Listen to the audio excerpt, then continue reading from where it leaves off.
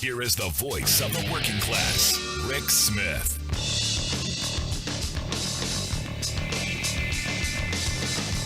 And welcome, brothers, sisters, working class heroes. This is the Rick Smith Show. Thanks so much for being here today on the big program. Lots to get to, lots to talk about. It's Sarah Day. Yes, the hat trick of Sarahs, Sarah Kendzior or Sarah Burris, and, of course, our good friend Sarah Nelson, all going to be here today on the program talking about, well, all of the things that are wrong with the country, the direction, where we need to go, how we fix the broken things and go forward. Let's start with the big presser today.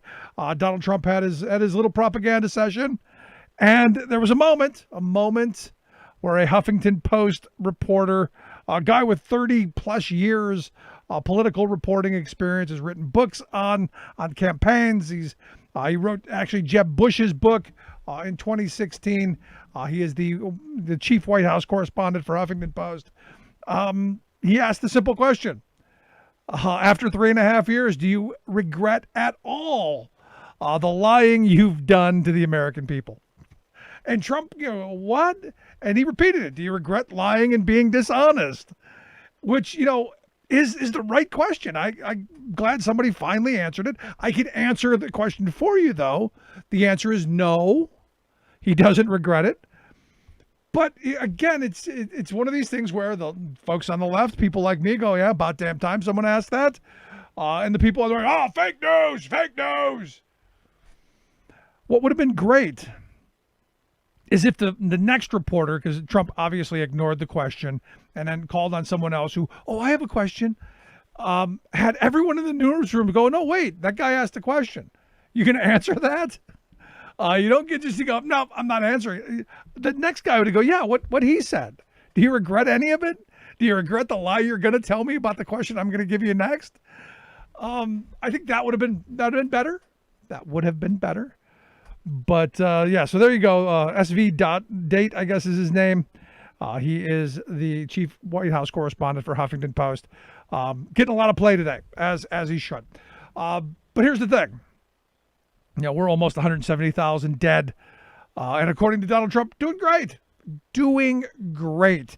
If you saw yesterday's presser, he said as far as the plague is concerned, because it's no longer a pandemic, it's a plague.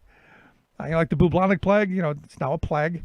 When you look at the numbers, he said, we're doing very well. And I don't have to show you the charts again, but those charts are at a level that no one even thought possible. What is it with the fascination of every sentence ending, no one ever thought this was possible? Nobody ever thought I could do it. No one ever. Is it that, he even believes that we have the bar so low in whatever he's going to do that no one thought I could do it, but I or is it that he just, likes to, prop himself up? Because here's the thing. We're over 5 million infections. Near 170,000 people going to die, and we haven't gotten into the really bad part of this yet. This, to me, isn't leadership. Today Joe Biden came out and said, look, we need to have a national mask mandate for the next 3 months. He said, it's just what it is. Wherever you go, you got to have one on, and did so, with a damn mask on.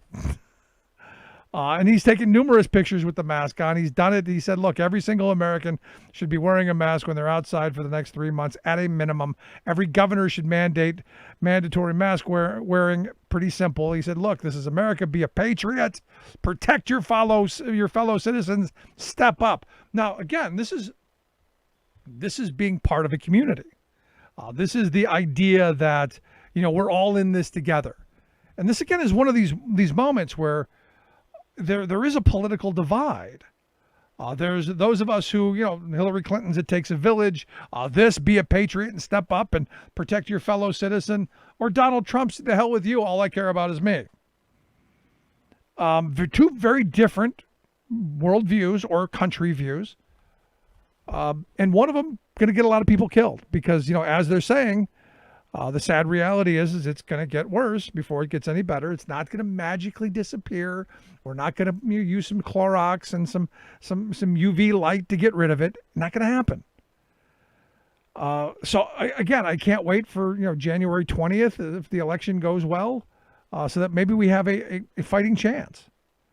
And the fact that we've got nothing done in Congress is just infuriating on every level. And to make it worse,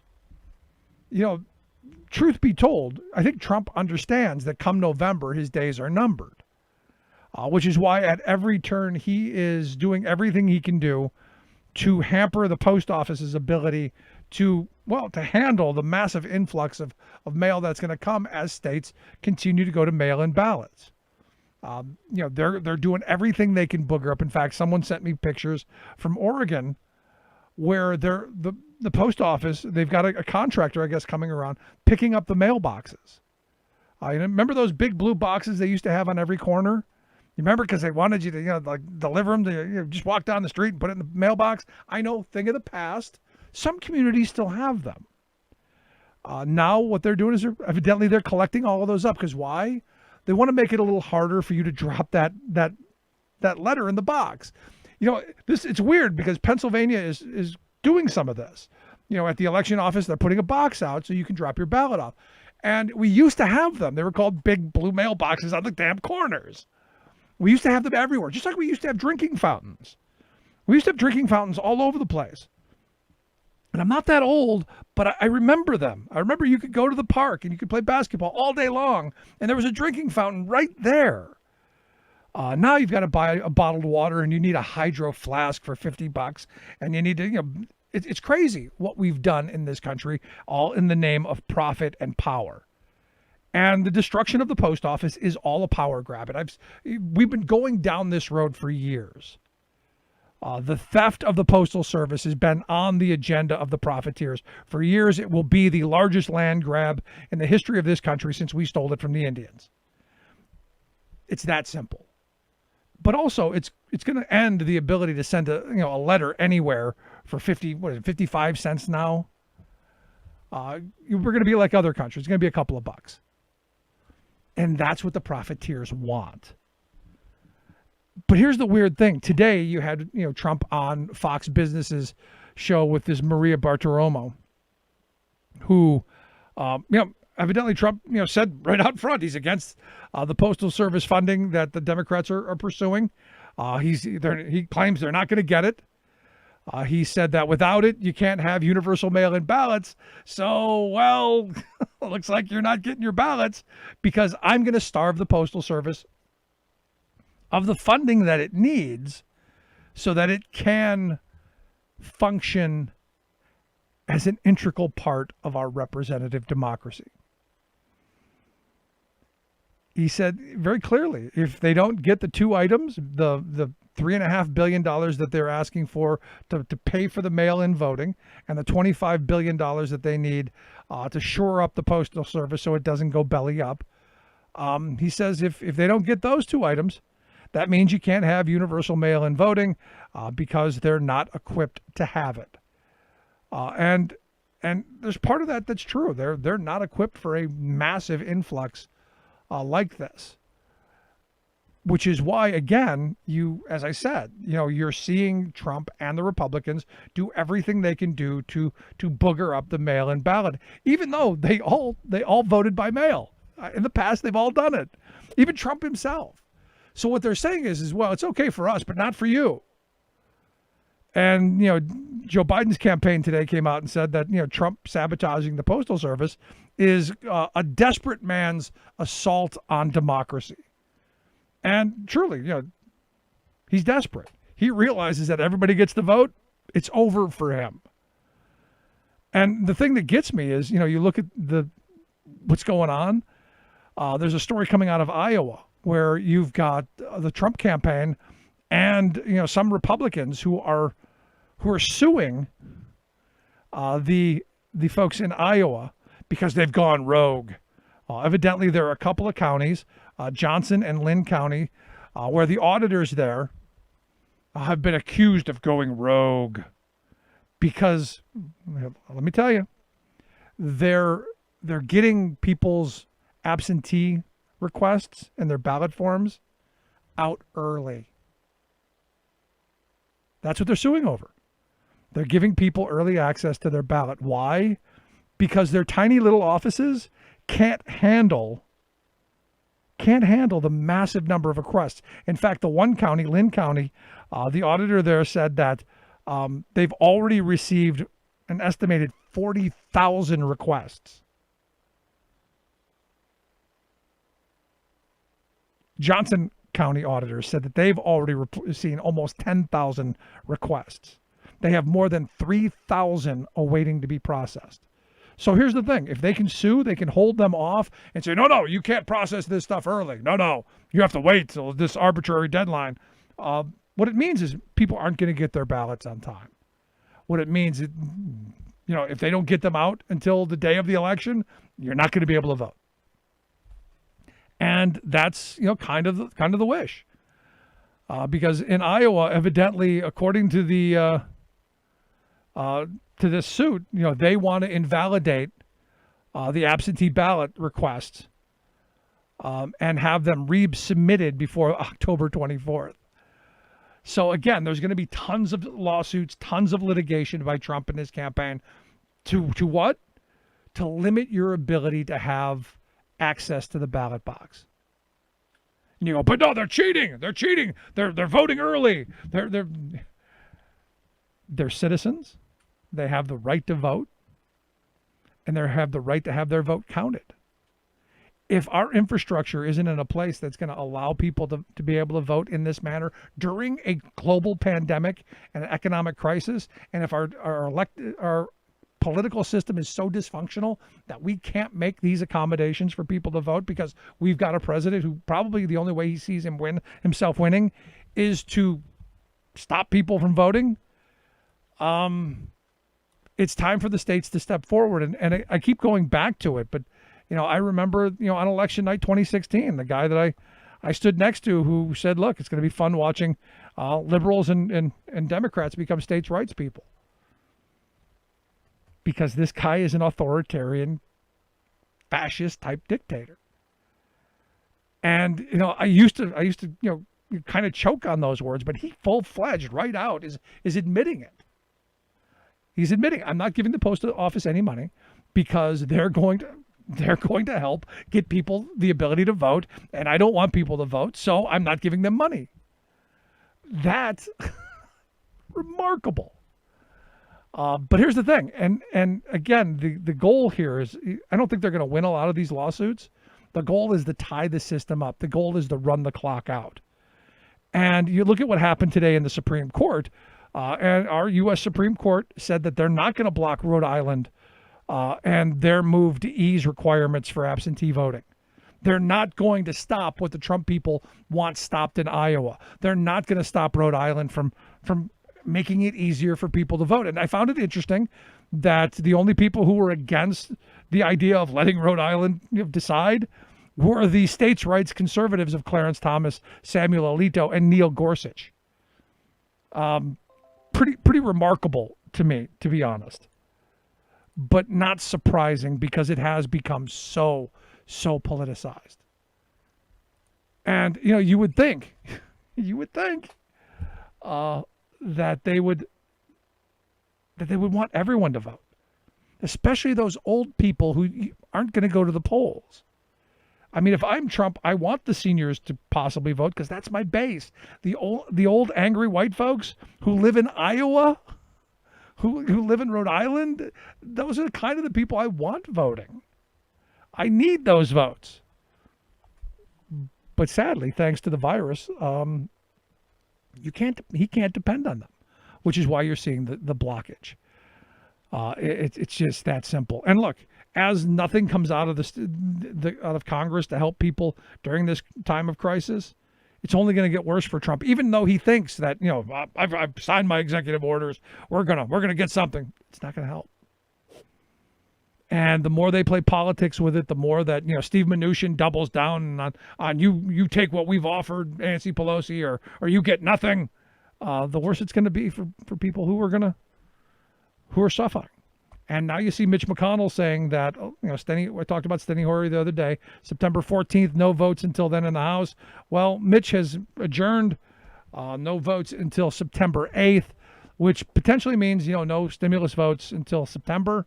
Now, he did make a little caveat because he had to, that, 24-hour notice, we can be back here to vote on something. Well, there is a piece of legislation already passed in the House. It's called the HEROES Act. Maybe you've seen it. Maybe you've heard of it. Maybe it's sitting on your desk and you've been ignoring it. How about you move forward on that? Just kind of a thought. Just thought I would throw that out there. Maybe do your job. And remember, November, there are 23 senators, 23 Republicans up for re-election. Wouldn't it be nice to see every one of them thrown out on their ear for not having the courage to stand up and make sure that their constituents and their folks are helped? Wouldn't that be nice? I think it would be. Just amazing stuff. Going to take a quick break. When we come back, our good friend Sarah Kendzior is going to be here to share some thoughts on the top stories of the day, but also the most recent, again, story of Russia paying, insurgents to kill our soldiers.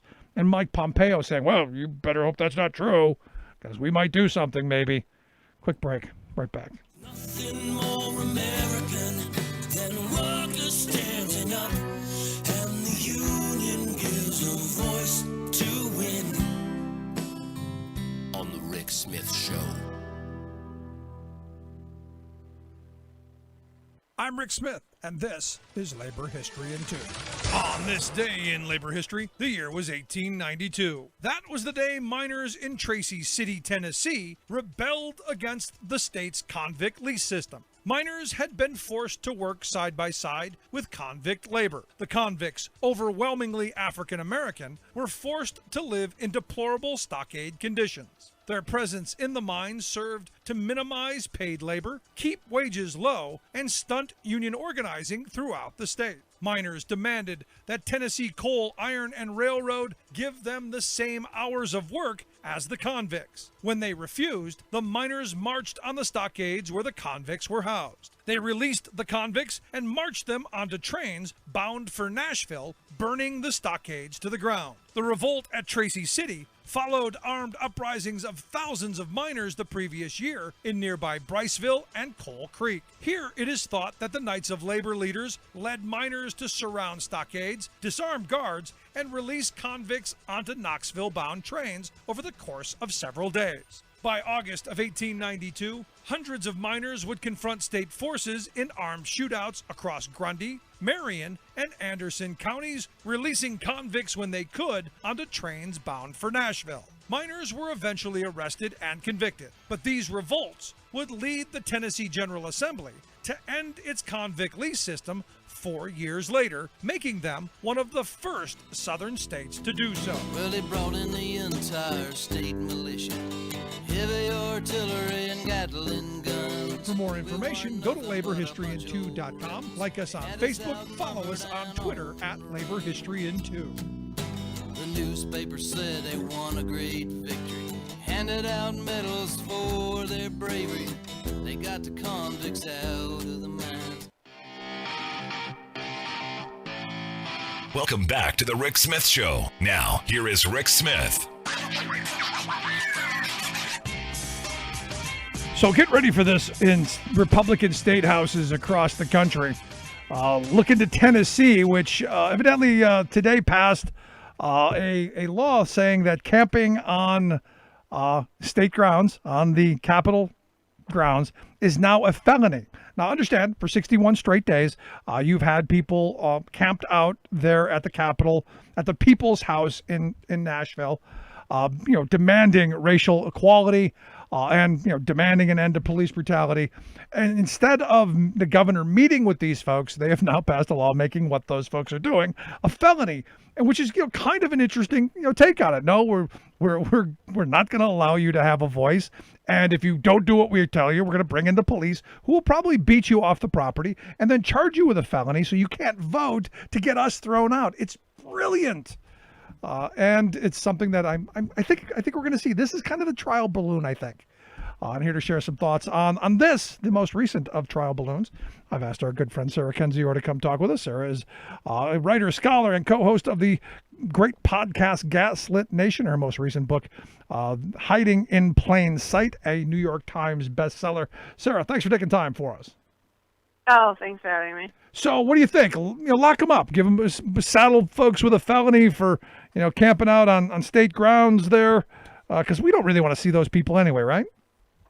Yeah, I think that's the strategy, and I think that the taking away of voter rights is part of that. This is basically a state-level version of what they already have created through their executive order on a national level when they labeled Antifa a terrorist group and made the definition of it incredibly broad, basically meaning that, anyone protesting against fascism, protesting for civil rights could potentially be labeled a member of Antifa and then be labeled a terrorist and then arrested on felony charges. And another thing they did was say that any protests on federal property become, a felony offense. So this just seems like another version of that. And I think that one of the reasons the Trump administration has been so excited about these statue protests is because they are on federal property very often, therefore giving them greater pretext to arrest people. And that's just,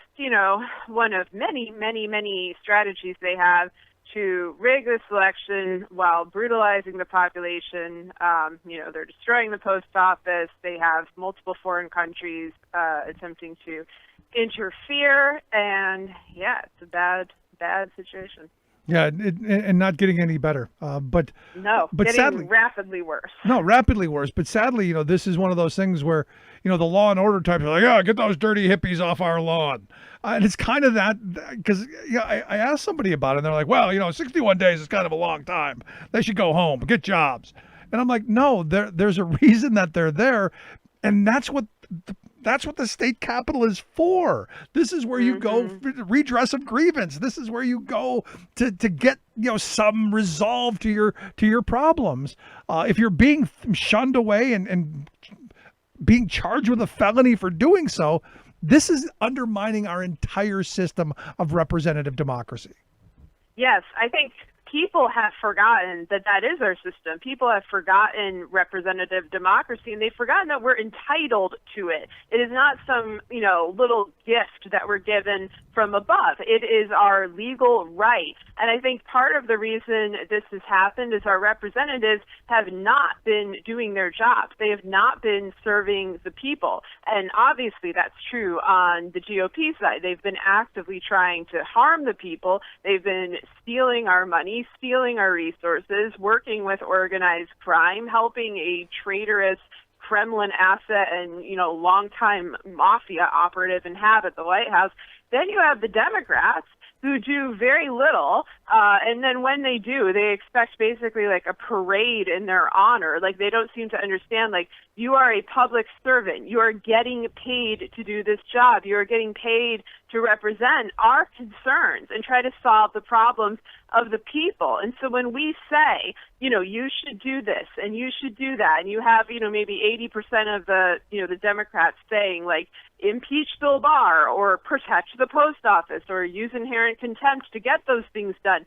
And they won't. And they say, like, how dare you question our amazing, noble, divine leaders? Like, it's insane. And I think it's because of a culture of fear. It's because we've been transitioning from a democracy to an autocracy for the last 4 years. And before that, we had decades of fear after the economic collapse, fear after 9/11, and it's made people very hesitant to go in hard, and challenge their own leaders and bring their concerns to the forefront and say, you know what, I am entitled to good representation and I am entitled to your time. Instead, it's this sort of personality cult thing that's developing. And I think it extends to this idea of state property and federal property. It's like, yes, absolutely. That should be where people express their grievances. That's the natural place. But, we live in a country where the White House is barricaded,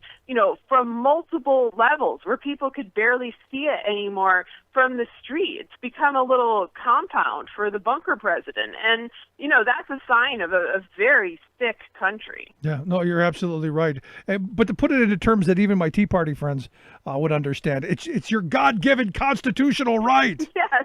You know, that we should be on the same page. I mean, it's true. We should all appreciate that right and never take that right for granted. no, because this is another one of those double-edged sword moments. Okay, fine, you're going after the dirty hippies who are on the lawn there in Nashville. When's it going to be the biker crowd with screaming like they did in Michigan? When's it going to be them? When's it going to be you? And that's why our land is our land. Our state capitals are the people's house, and the fact that these representatives refuse to meet with them should be a reason that everyone joins together and throws them out. Yes, I mean we need like a culling sounds too harsh, but a large number of these people who are in office have no business being there. They are either people contributing absolutely nothing or contributing great harm. These are people well past their prime. There's a lot of new, young blood, in these parties. I mean, I think sometimes for the worse on the Republican side, like if you look at Josh Hawley or something, the Frankenstein monster my state has created. But, on the Democratic side, there's all these interesting people, with big ideas like AOC or Julian Castro or Katie Porter, and they're barely given kind of the chance to speak in an institutional capacity. Like if you look at the convention list, it's all these septuagenarians and octogenarians, many of whom I think just we don't want. Like we don't need John Kerry, we don't need Michael Bloomberg, we don't need like Andrew Cuomo, all these dynasty politicians. Like I look at that list and I'm like, how many of these people are related to each other? And like, some of it you understand, like you want the Obamas. It's understandable for Hillary Clinton to be there. I'm not sure Bill needs to be there. But then you have like Pelosi, and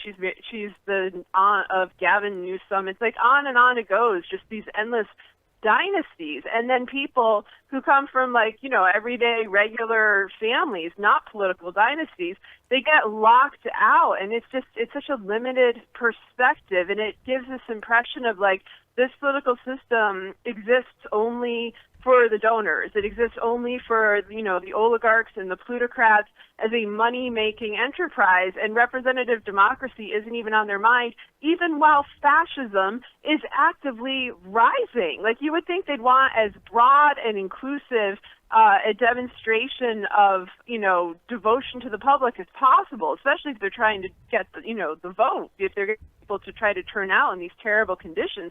And instead, it's the opposite. It's basically Sarah saying, like, no, this isn't for you. This is not a republic of the people or by the people anymore. Like, this is just a money-making apparatus, and we're now making that much more blatant, than we have in previous years.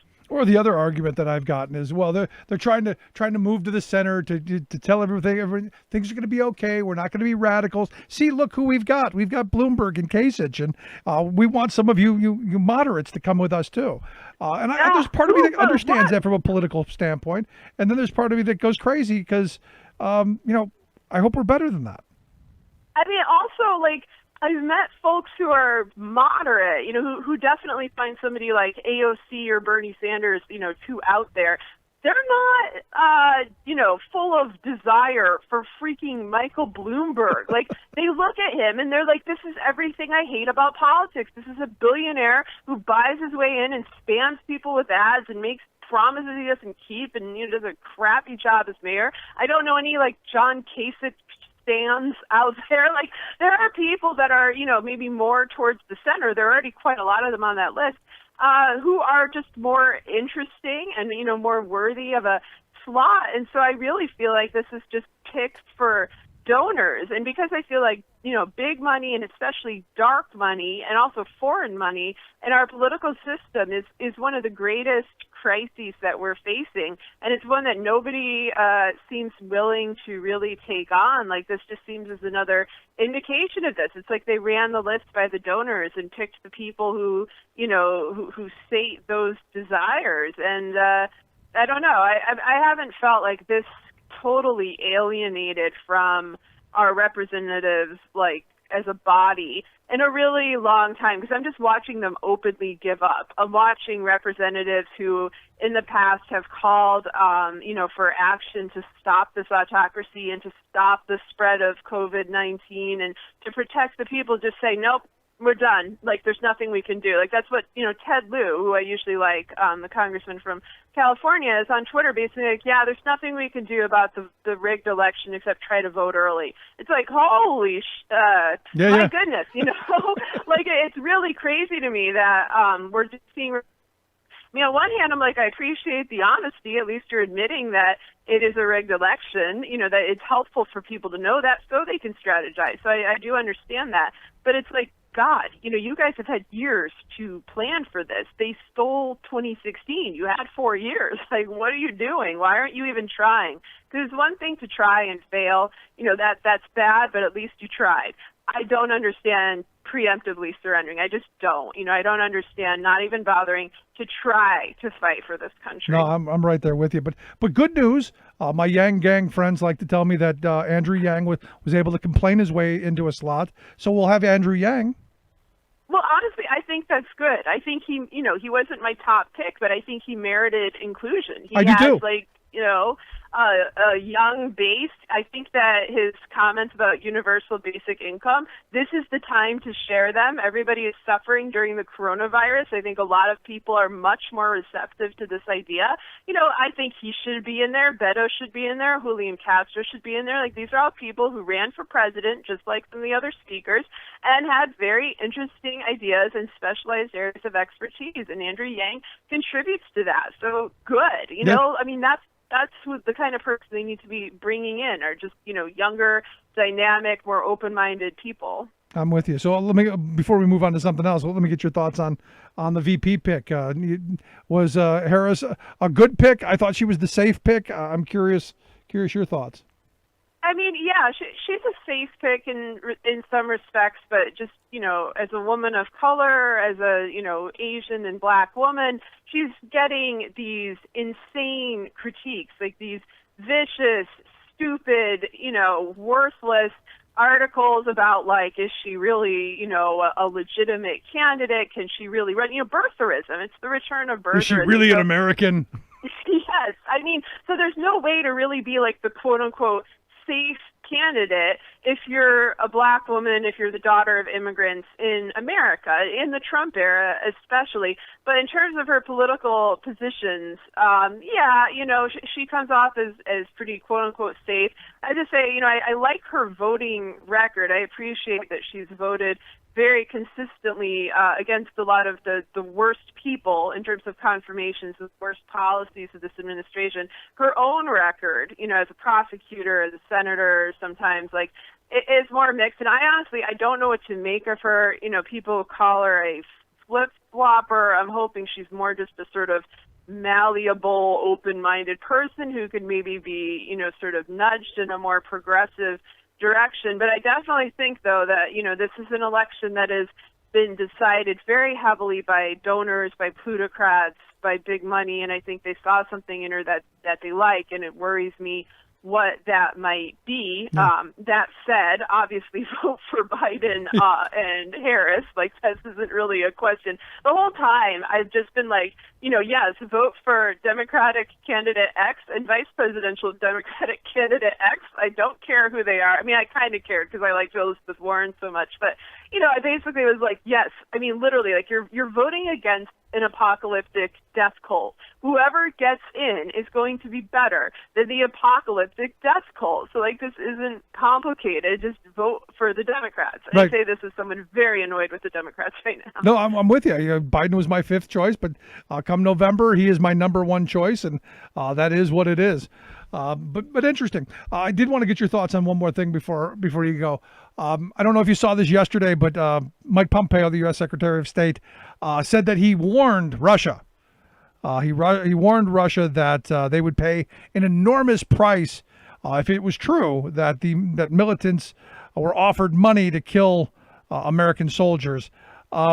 I thought this was all a hoax. I thought it was all nonsense. I thought it didn't happen. I thought there was no there. So if there's no there, why is he warning Russia that it better not be true because there'll be bad consequences?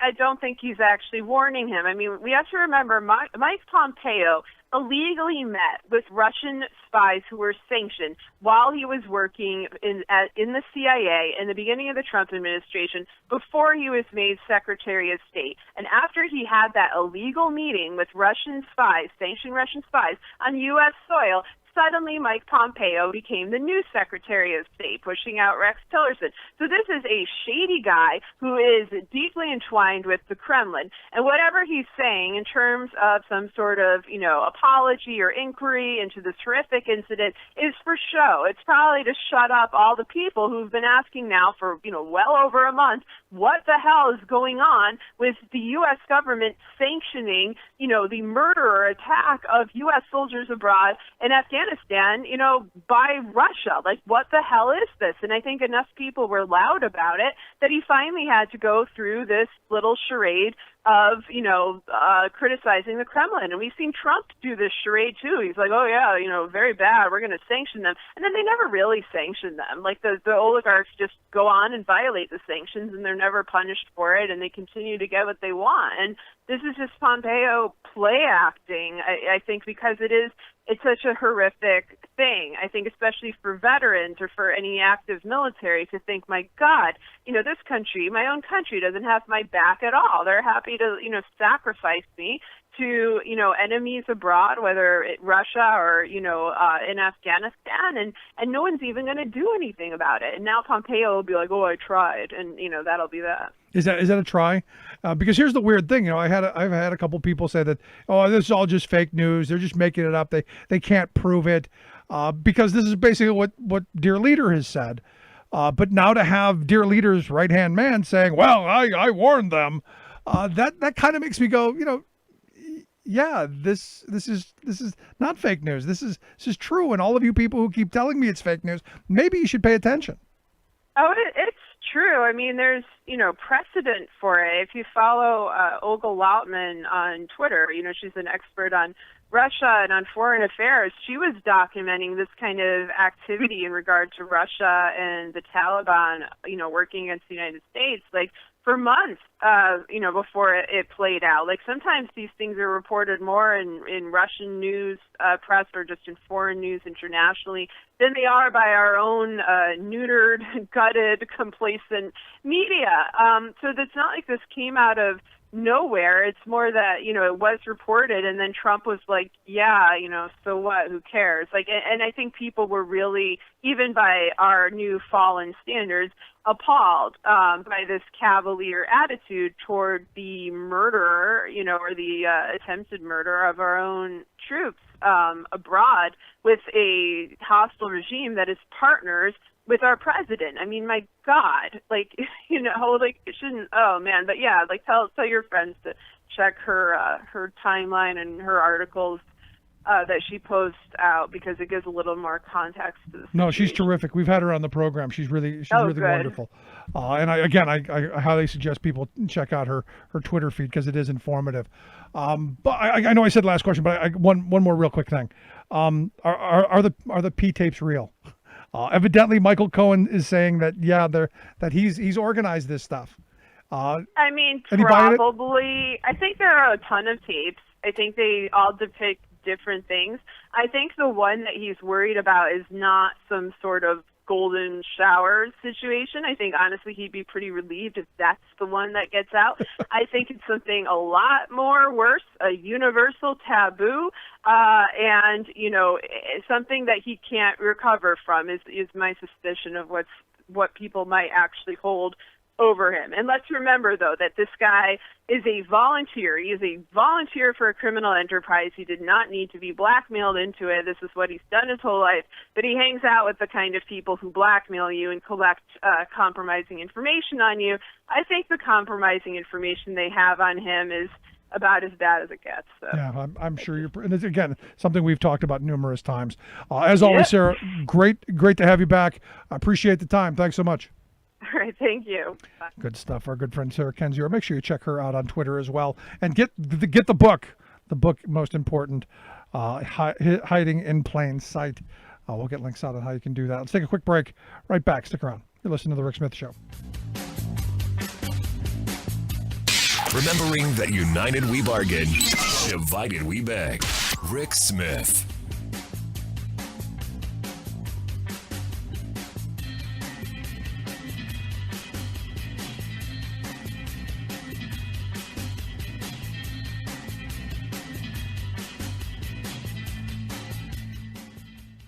I'm Rick Smith, and this is Labor History in 2. Communists, Reds. Long have these been the cries of the press and politicians seeking to undermine the labor movement in the United States. Sometimes even labor leaders themselves got caught up in the anti-communist hysteria. And on this day in labor history, the year was 1938. That was the day that the president of the Metal Trades Department of the American Federation of Labor, John P. Frye, gave testimony before the Special Committee on Un-American Activities. It was known as the Dies Committee. Texas Congressman Martin Dies Jr. founded the effort to root out an alleged communist threat in the U.S. In his testimony, Frye alleged that there were 300 CIO leaders who were communists. At the time, the AFL and CIO were two separate organizations. The CIO had split off from the AFL to pursue more organizing in industries like automaking and steel. Even after his testimony, Frye maintained a network of operatives in the labor movement to identify suspected communists. A few days after Frye spoke before Congress, the Chicago Tribune ran a story explaining the perceived communist labor threat. The article declared if the communists in the United States continued to operate as the Communist Party, they would have no influence on American foreign policy in the foreseeable future. But by making themselves leaders of labor and therefore powerful in democratic councils, they can be of immediate value to the Soviets. The paper warned that the communists were hoping to march the U.S. into another European war. The public had little appetite for another major conflict. The charge that the CIO was infiltrated by communists who wanted war took its toll on the radical labor organization, dividing workers by playing into the fears and hysteria of the era.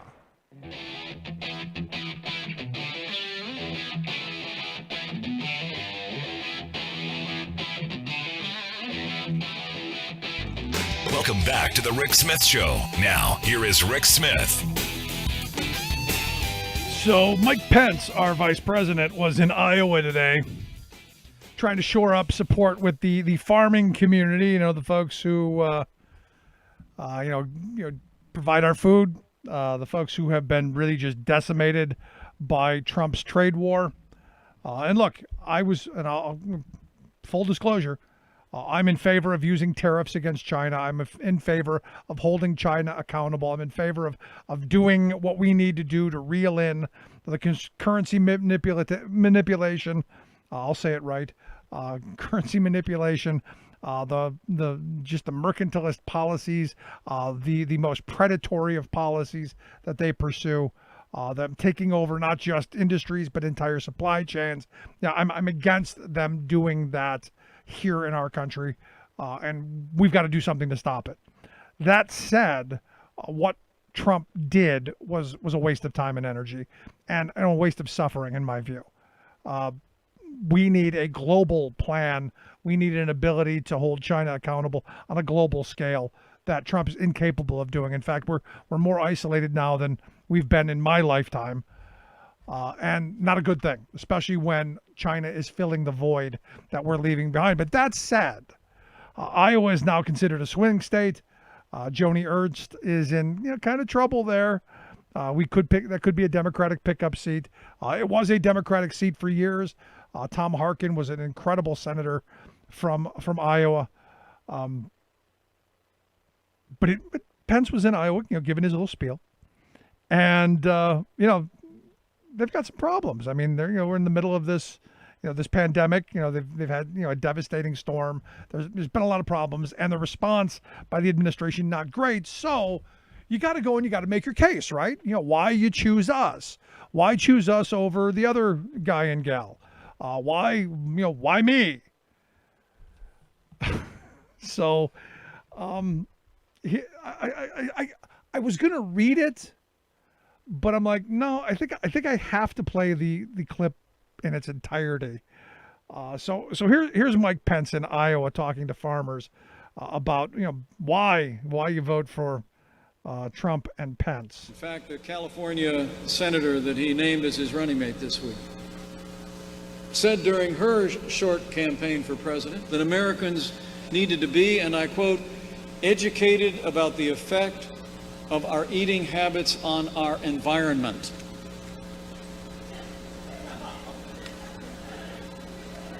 Senator Kamala Harris said she would change the dietary guidelines of this country to reduce the amount of red meat Americans can eat. Well, I've got some red meat for you. We're not going to let Joe Biden and Kamala Harris cut America's meat. That's your campaign. That's your bumper sticker. Joe Biden's not cutting my meat. And then look, it's one of those things where you just go, if that's the best argument you've got, if that's the pitch you're making to the folks of Iowa, hey, vote for us because we're not going to cut your meat because that's mama's job. I can just see it. I can see mother, cutting his little steak in little tiny pieces like a child. I don't know what you were thinking, but that's where my mind went. Making sure his plate had nice little, half-inch by half-inch bites. I can just see that with Pence, seriously. But this idea that's the best you can come up with. We're not going to let you. I'm sorry. It's just one of those things that you can't help but laugh at. We're not going to let Joe Biden and Kamala Harris cut America's meat. No, we're not going to let her not cutting the meat. Well, I've got some red meat for you. Yeah, I got some red meat for you, too. Here's the red meat for you back. You're going to take a bad beating in November. And sadly, that clip is something I'm going to play from now till Election Day because it is freaking hysterical. And I don't know who thought that should have been in the speech. I don't know if he was improvising. I kind of think it was there because if you listen to how long it took him to deliver the punchline and to get there, I got to think even he was going, I don't know if I should say this. Not right. Meat coming out of my mouth is a bad thing. There's going to be a ton of this. In fact, I had one person, after I posted the clip of it, say that, I forget how he put it. It was about something about circumcision because men have feelings too. And I'm just going right there. It's where you got to go with that. But here's the thing, and I go back to it, that, this president, this administration, they're not a good record. Not a good record, especially in the middle of a global pandemic. Now, look, Mike Pence went on to try and, say, hey, we've created the most jobs ever. We're the jobs people, only, to not leave out the whole part to where we lost the most jobs ever in the history of the country on their watch because of their failure to deal with the pandemic, which now I guess they're calling a plague. Locusts are coming. I guess they are next year, maybe, right? This is just one of those weird moments where, the world is upside down and they're, trying to project the ultimate calm. And I understand on a certain level that you don't want, people to go running around with their hair on fire thinking it's the end times. Which, again, these are people who want the end times to come, which is kind of weird that their response was as bad as it was, considering that they want the end times to come so that they can go on the spaceship up and meet Jesus.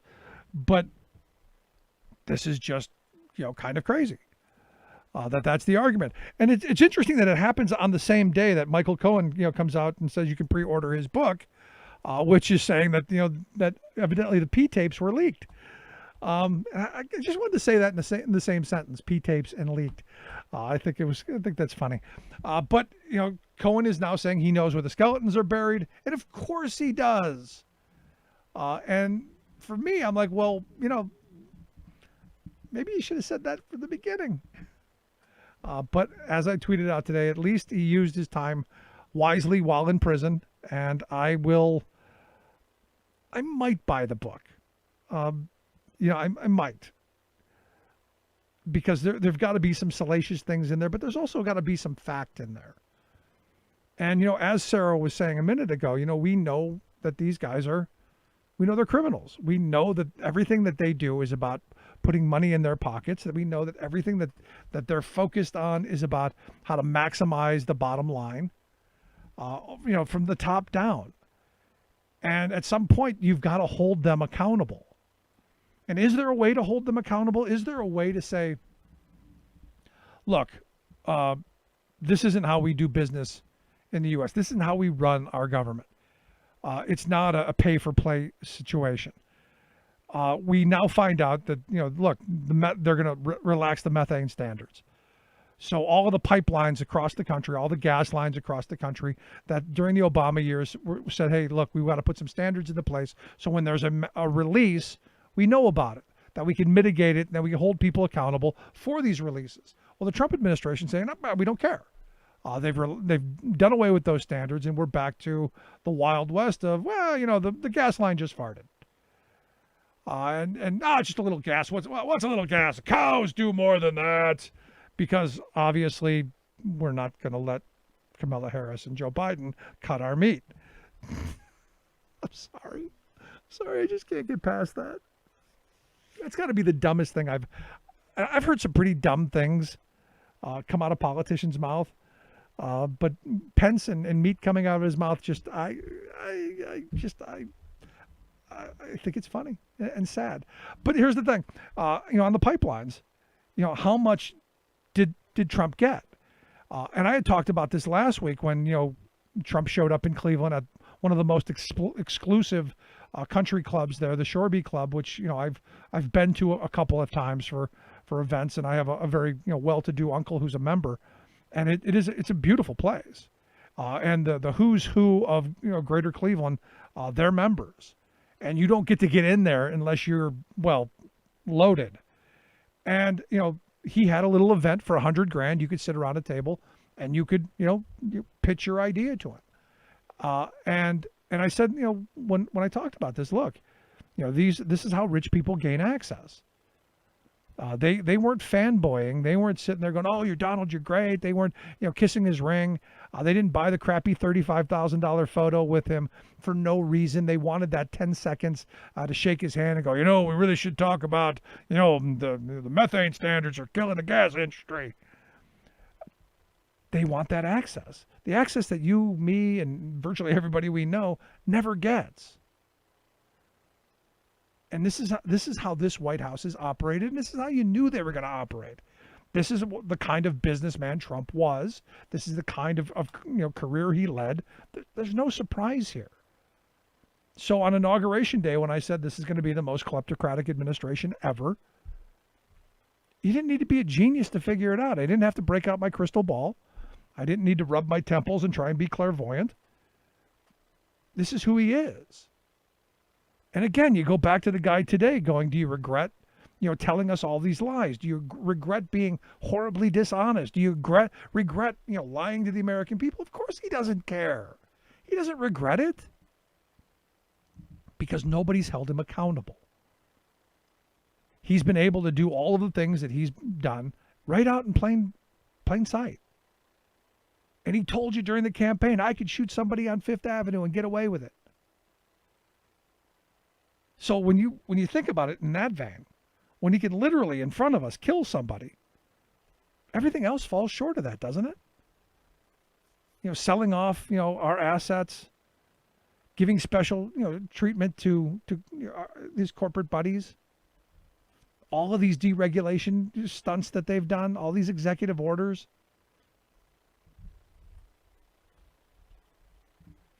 And, I sit here and I go, where are those Tea Party people that I remember?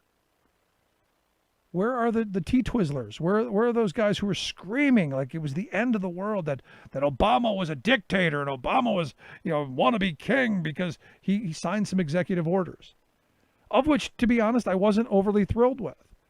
I think our problem is we don't have a legislative body and we don't have a populace who demands enough of these people. And as Sarah said, we've made these kind of iconic cult leaders instead of people who are just. I'm not asking you to do something. I'm demanding you do it. This isn't a suggestion. This is stuff that you need to get done. We need to get right now money into people's pockets so they don't lose their homes. We need right now to ensure that every child, if you're forcing them to go back to school, is protected, has the proper personal protective equipment, has the ability to be safe in that environment. That's not a suggestion. That is a demand. That is an absolute. There's no choice in this. You don't get to go, oh, well, we tried. And all of these elected officials who think, well, I'm the king and I know better. Well, you need to explain why you think you know better. And that's why elections matter. The worst thing in this country right now is that we have an incumbents are reelected like over 90% of the time. And that's because we have such a jerry-rigged system of gerrymandered districts and unequal amounts of money going into these campaigns that it's rigged from day one. Which is why I think so many people put so much into the presidency, into the election year presidency races, because usually both campaigns have about the same amount of money. They're somewhere in the same ballpark. They've got good resources, and they can mount campaigns. You look at your state house races, good luck. And this again is where I go back to getting all corporate money out of the system, going to some type of publicly funded election with some kind of matching that allows you to have small donors kicking in with some public fund matching so that you can at least have a competitive race. I've said it in the past, I'm not against gerrymandering. I'm not. As long as what we're gerrymandering for are more competitive districts. If we could get a 50-50 Democrat to Republican district, we should be pursuing that so people are fighting ideas, fighting on how to make our lives better, as opposed to, oh, I've got an R or I've got a D. Because then maybe in times like this, we would have those people who have really great ideas coming forward and having people who are saying, hey, let's get behind that. The fact that Andrew Yang right now isn't on everyone's mind because we do need something of a universal basic income to make sure that people are able to stay in their homes. Look, if we could afford and we were able to give $500 billion to corporate America to pad their bottom line, you sure as hell believe we can give $500 or $1,000 a month or even more to every citizen in this country for a couple of months to get through this. I know, but Rick, we're going to blow a hole in the deficit. That doesn't seem to mind our Republican friends any other moment than when it benefits people at the bottom. We didn't seem to mind that when it was blowing a massive hole in the budget during the tax handout, the welfare bill for the wealthy that they pushed through. Nobody seemed to really care about that. Didn't hear the T-twits screaming about the debt and the deficit. Didn't get that. Missed that memo. If it's out there, feel free. Send me a copy. I would love to see the copy of the T crowd saying, I'm taxed enough already. Don't give those rich people more. I would love to see it. So if you've got it, rick@thericksmithshow.com, feel free to send it anytime. Because here's my problem. My problem is we've wasted, and I've said this a number of times, and I'm going to keep saying it until somebody realizes that we have wasted the best opportunity we've had to fight this virus over the last several months of wishful thinking and ridiculous political pandering. The next couple of months, the experts are saying, are going to be gruesome in the fall. Not my word, the word of the Yale School of Medicine's epidemiologist, Greg Gonslave. That's his assessment. He said the virus is spreading rapidly, and as we move into the cooler months, it's going to push people inside, and it's going to coincide with flu season, so it's going to make the next couple of months even deadlier. And what have we done? What have we done to prepare for that? Absolutely nothing. Because we've got Mitch McConnell in the Senate. And at the end of it, Mitch McConnell is the linchpin in all of the horrible that we're going to live through. He is the key figure in the scrapbook of horrible that's coming. But will the folks of Kentucky hold him accountable? Sadly, it doesn't look like it. Because, well, the misogyny and, of course, the money. sad, scary times. I'd love to hear your thoughts. You can email me, rick@thericksmithshow.com. We'll take a quick break. Right back. Remembering that united we bargain, divided we beg. Rick Smith.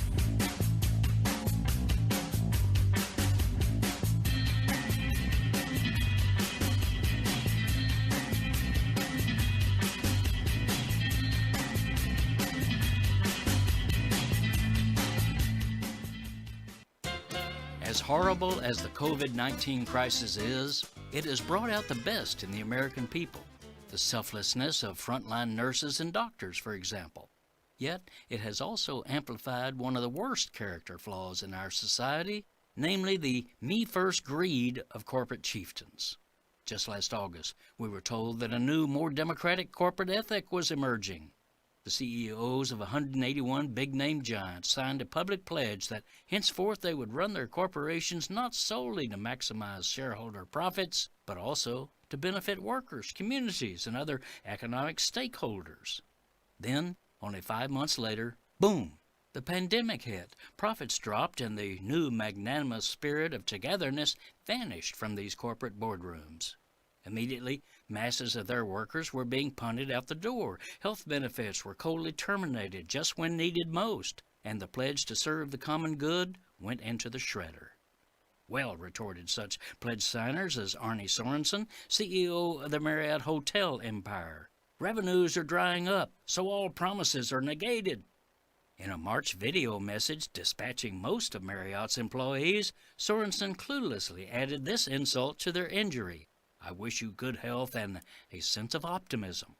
A couple of weeks later, workers learned that while Marriott was cutting off their paychecks, it had doled out $160 million in dividends to its rich shareholders, a group that includes Sorensen. This is Jim Hightower saying, the CEO did say he'll forego some of his $1 million salary this year, but that's disingenuous, since he also gets some $11 million a year in incentive pay and other compensation. And while workers are now consigned to the unemployment line, Sorensen is in line for a 7% pay hike next year and a multi-million-dollar cash bonus.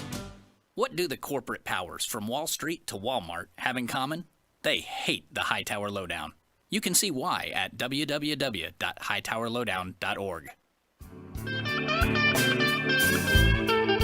Welcome back to the Rick Smith Show. Now, here is Rick Smith.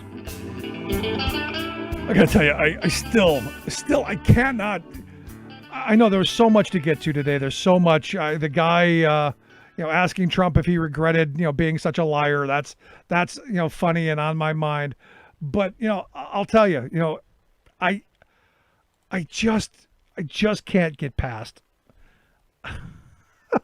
We're not going to let Joe Biden and Kamala Harris cut America's meat. We're not gonna let you cut our meat. It's not happening, man. We're not going to let Kamala Harris cut my meat. That's Mama's job. I'm sorry. I just can't get past that. And here to share some thoughts on Mike Pence's meat. I've asked our good friend Sarah Burris, reporter over at Raw Story, to share some thoughts. Sarah, thanks for taking time for us. That's a metaphor I never thought about. So we're not going to let Kamala Harris cut our meat. Here's the thing. The Beatles once said, all you need is love. But I feel like barbecue gets pretty close. I'm with you. Oh, I got to tell you, I really cannot wait for Kamala Harris to proverbially shove an Impossible Burger down his throat. Oh, it's going to be the best debate ever. I think it's probably going to be, more people are going to tune into that than the Biden debate, because I think Biden's going to be very, reserved and presidential and yada yada. He'll throw some malarkeys here and there. But Harris is going to take Pence and put him in a place I think he secretly has always wanted to be. Cutting. I'm not going there. Not getting down into the cutting of the meat. The Pence meat. And here's the thing. While we're talking about Pence's meat, we find out today that Michael Cohen knows where the P tapes are, or where P tapes may be, and he might leak them. Yeah, Michael Cohen knows where all the bodies are buried, and I think as somebody who has been banned by Michael Cohen on Twitter, I feel like we should all come together around the idea that even if it means that Michael Cohen is divulging something that a lawyer should not divulge, it's in the interest of the country, right? I feel like, he's doing the right thing here. Everybody should, I don't know how many minds it's going to change, because I feel like there's like 4% of people who are undecided right now. Like, there's somebody out there who's like, God, I don't know enough about Donald Trump. I need to learn. I need to Google some positions on it. Like, no, nobody feels like that. And I doubt any of those people, if they are undecided, they're probably not that interested in getting up and risking the corona to go to the polls. So, I think it's going to be a really great entertainment for the rest of us. I'm not sure it's going to move the needle. No. But And it's going to make him some money, and good for him. I'm glad to see that he used his time in prison well. yeah, totally. I just want to know, and I said this when I found out he was writing a book, I just wanted to know, did he write it on toilet paper? Especially during a time when toilet paper was at a premium, and who funded the toilet paper that was at a premium during the time he wrote the book? Speaking of toilet paper, I really want to know why Trump needs to flush the toilet 10 times. I know this kind of keeps coming back, especially with the new shower head regulations, but I think America needs to know, like, what is going on with you intestinally that you have to flush the toilet 10 times? Really? Oh, that's funny. And thanks for bringing that up. And thanks for reminding me that it's not bad enough I had to think about Mike Pence's meat. Now I got to think about Donald Trump's other end. That's what I'm here for. Thanks for that. But let's get to the other thing today. Hero. Twitters have this SV Date guy as a big hero. He asked the question I think most of us at one time or another have thought of. Do you regret lying to us? Do you regret being dishonest? And I can answer it for him. No, but I found it interesting that nobody backed the guy up.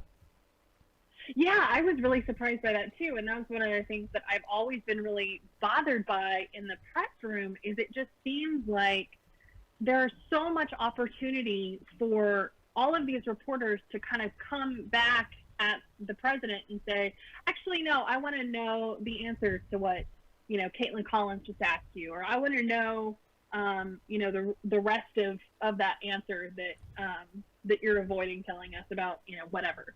I'm surprised. I think that there are a lot of people in the press room that are probably conservative plants that are there to ask him things like, what's your favorite color? And why are you so awesome? But OAN. You're thinking about One American News. Yeah. Yeah, she's the one who likes to ask, what's your favorite color? And it's always like, you can tell how insecure he is that day based on who he calls. Like, if he's feeling really confident in himself, he'll call on, somebody that he thinks is the fake news. But if he's having like a really bad day and down on himself, he's always going to call on OAN first. So, I'm proud of the guy for being brave enough to ask it. I'm really disappointed in the rest of the press corps for not backing him up.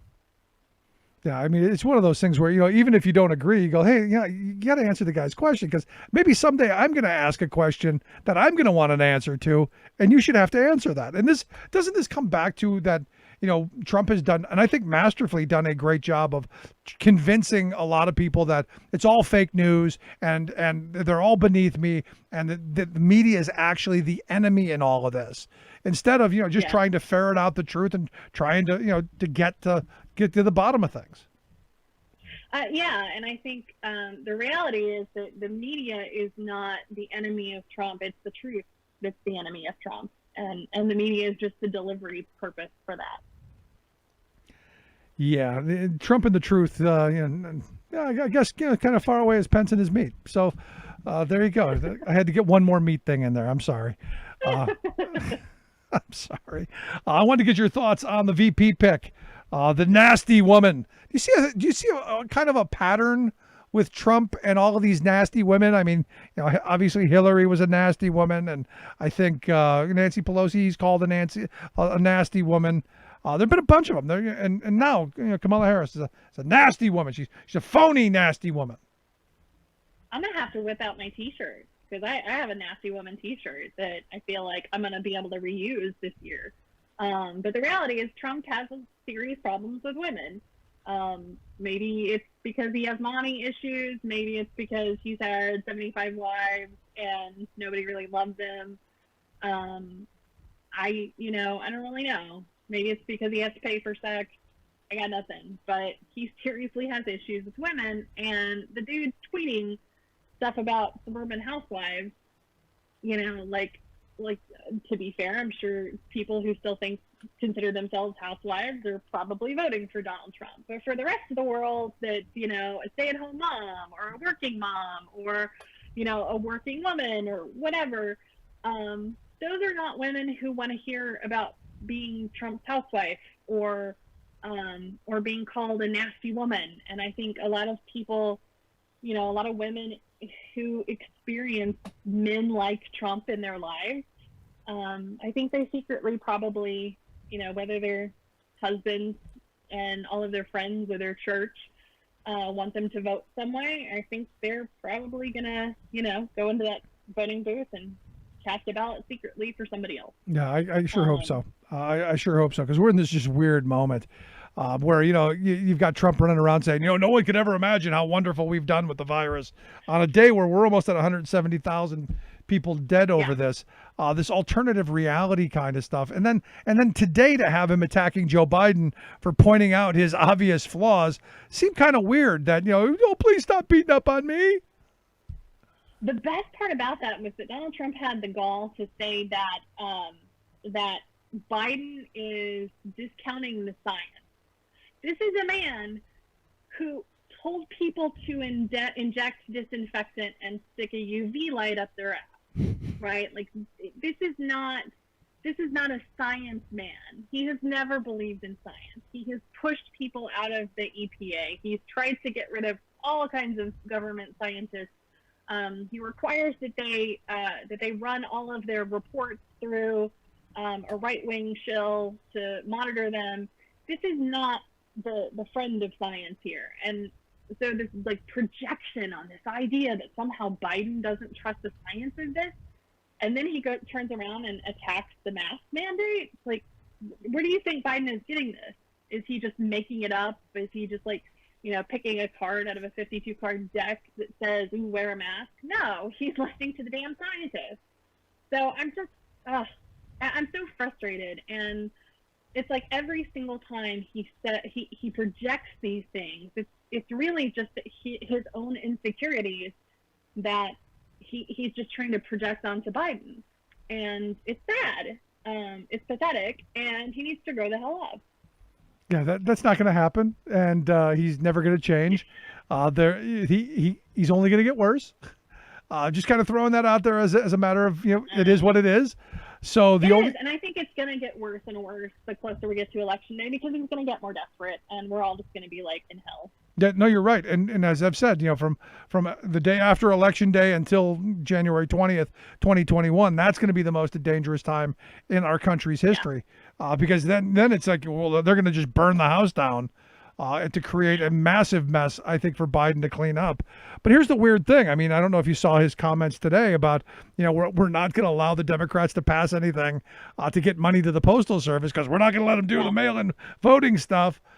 That's just basically saying we're going to force the post office to fail. We're going to let them go to, straight to pot, just so that maybe there's a chance that the people who would be voting for me, the older Americans, don't get the vote. It's kind of crazy. It's going to end up going really badly for him. And I think the Republicans as well. I think the Senate is saying, all right, we're not going to meet back. I think they adjourned until September 8th. Yep. Which is just absurd, but they're on like a 24-hour watch in case something happens. But realistically, like nothing that the Republicans do, like nothing that the White House and the Congress agree on is gonna It's going to have the USPS funding in it. And I think, honest to God, it's going to end up being such a huge problem, not just because of the ballot thing, but like the whole mail thing. I don't know if you saw the ad from Vote Vets that they put on today about how veterans aren't getting their prescriptions. Right. Like the VA mails prescriptions to veterans, and they're not getting this stuff because Donald Trump is playing politics at the post office. And how many people is it going to take for that? Nikki Haley already has come out and complained about the slowness of the post office because, what's his name, Lovejoy, the Postmaster General, is slowing things down and trying to cause problems. It's frustrating, and people are going to get hurt. Like, this is the same thing we talk about. It seems like every other week there's something where it's like people are going to get hurt because of this, because Donald Trump is being a child. But what we're seeing with the post office is, again, another one of those moments where you have people who say, we don't believe in government. We don't believe in government institution.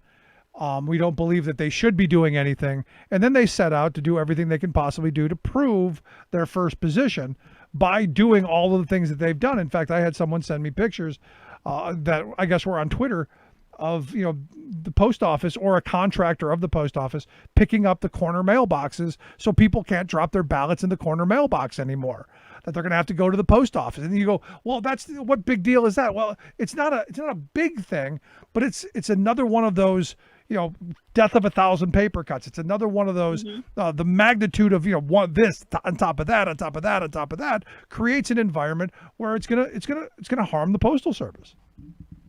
I think the biggest campaign that Biden is going to have to do from now until Election Day is trying to convince people that Trump wants to take your vote away from you.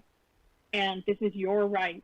And it doesn't matter if you're voting for him or voting for Donald Trump or voting for, whatever third party they can come up with. If Kanye West can get on the ballot, everybody deserves the right to vote.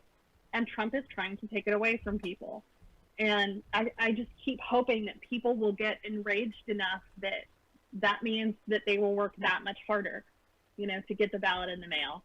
I'm a little bit nervous about getting my ballot notarized because the lobby of my bank isn't open, and that's where I go to get things notarized. And so I'm going to have to figure out a place to get stuff notarized and get my ballot in the mail. So, it's just a lot of things like that where we're all going to have to work really hard. We're going to have to, promise ourselves that this is the number one priority, is our right to vote and our right to cast that ballot and do whatever it takes to get it in the mail.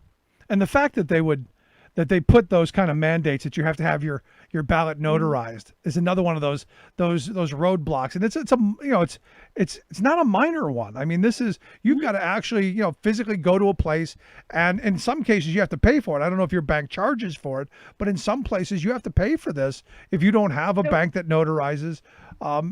This is another one of those obstacles where people go, screw it, I can't do it.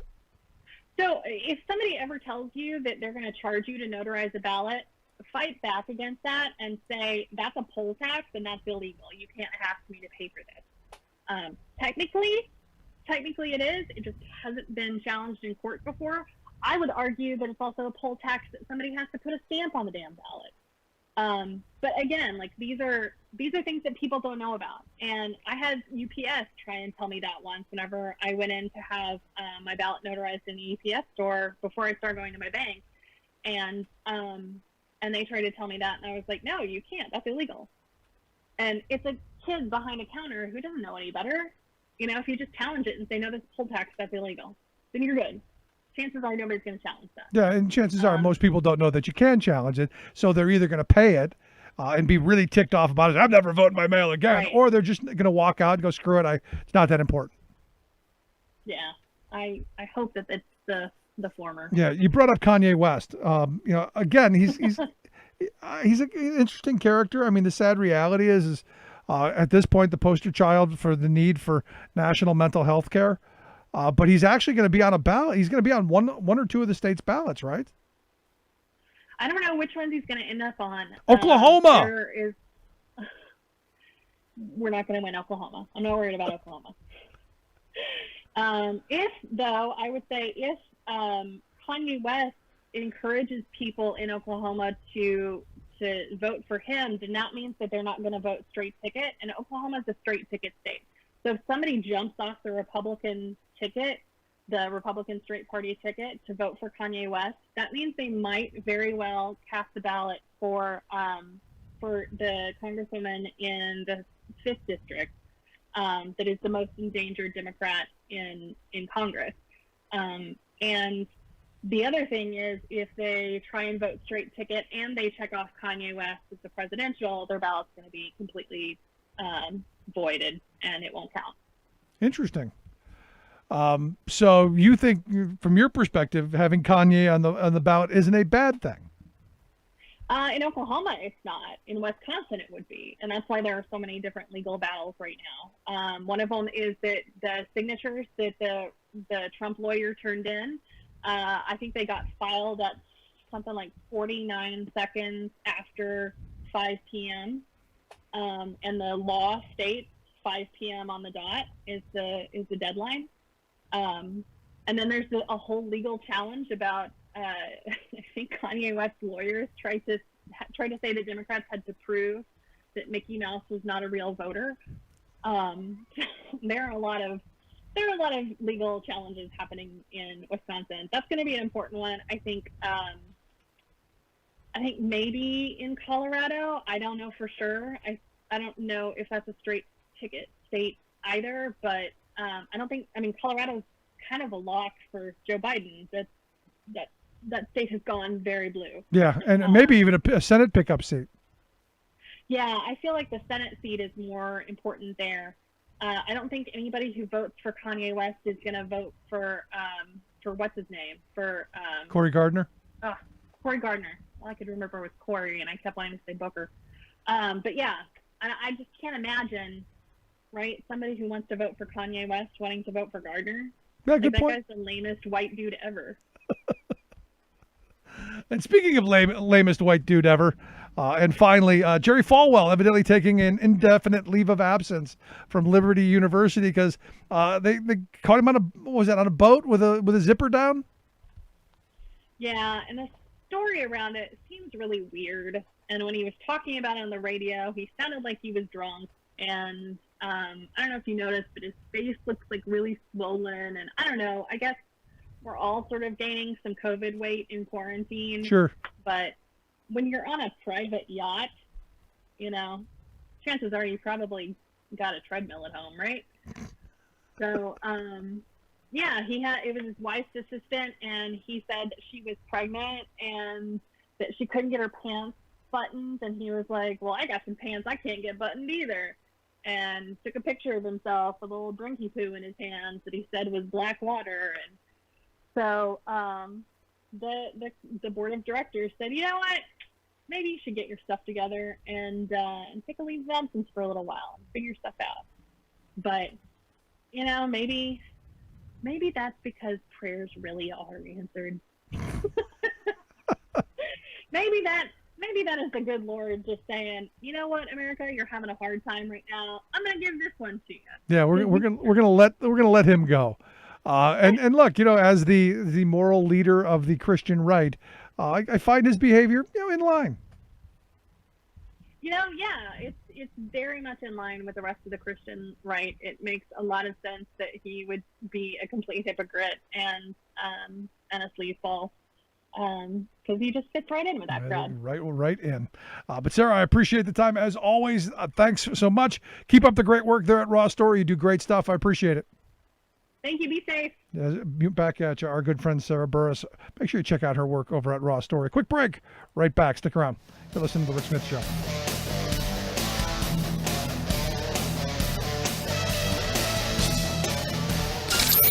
Waving the flag of freedom for people, not corporations. Rick Smith.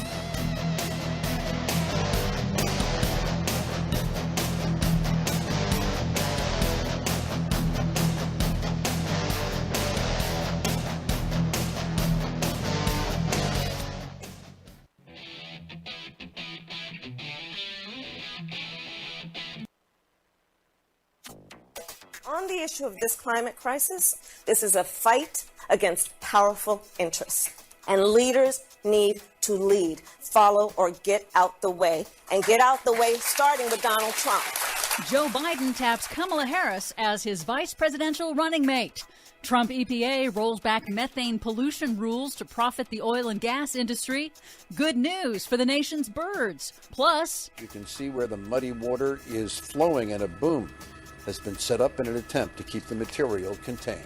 another fossil fuel spill, this time in Pennsylvania. All of those stories and more straight ahead from BradBlog.com. I'm Brad Friedman. And I'm Desi Doyen. Stand by for 6 minutes of independent green news, politics, analysis, and snarky comment. The clean, what did she say? The New Deal.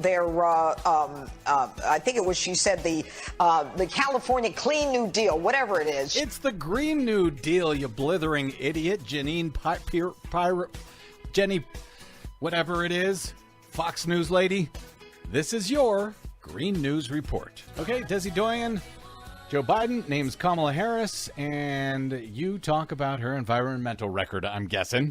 Yes, exactly. You've probably heard by now that presumptive Democratic presidential nominee Joe Biden selected U.S. Senator from California, Kamala Harris, to be his vice presidential running mate. Oh. Major environmental groups like the Sierra Club recently endorsed Biden for president, no surprise there, and now they have also praised the selection of Harris, saying it indicates a sustained Democratic focus on environmental justice. Senator Harris has earned a 91% lifetime score on the League of Conservation Voters Environmental Scorecard. As California State Attorney General, Harris had a record of suing polluters like ExxonMobil. And in the U.S. Senate, she co-sponsored the Green New Deal resolution. Oh, I think you mean the Clean New Deal. I've heard of that on Fox News. In her own campaign for president, Harris's climate policy proposals put environmental justice front and center and labeled climate solutions both a moral imperative and an economic opportunity. Just last week, Harris and Democratic Congresswoman Alexandria Ocasio-Cortez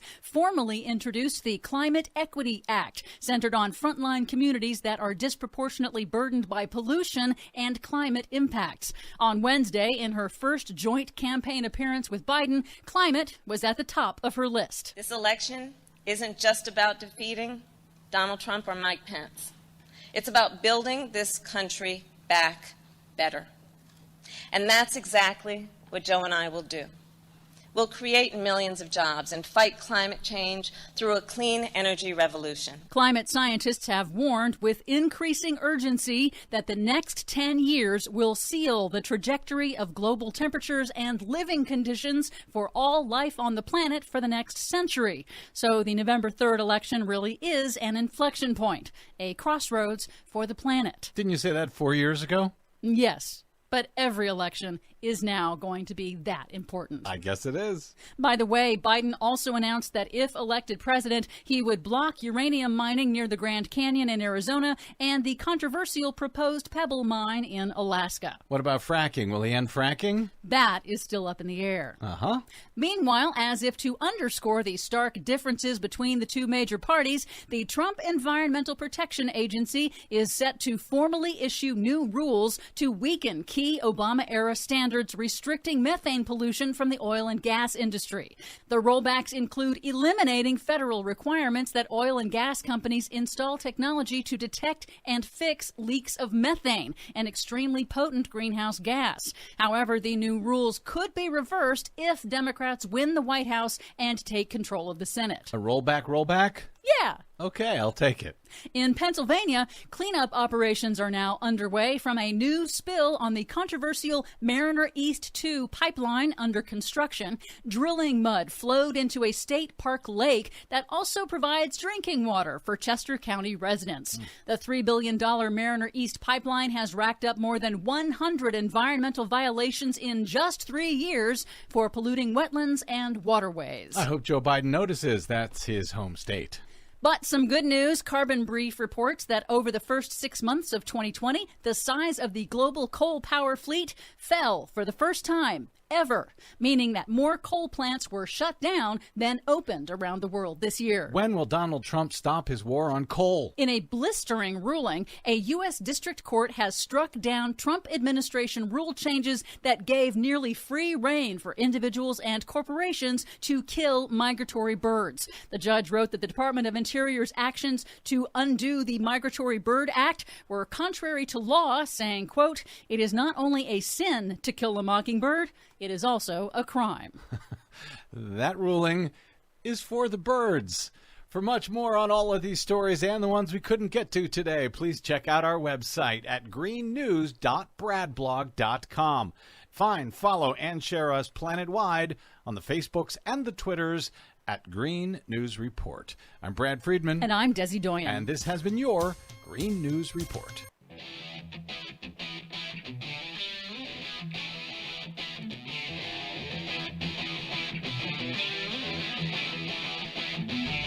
Welcome back to the Rick Smith Show. Now, here is Rick Smith. Welcome back to the Rick Smith Show. Now, here is Rick Smith.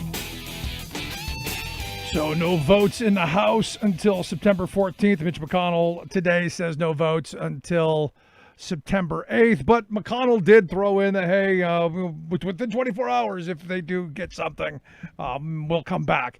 Knowing that, trust me, they're not going to come up with anything. Because as Mnuchin said to Pelosi today, they're dug in because, like we've been saying, they believe they've got the upper hand here.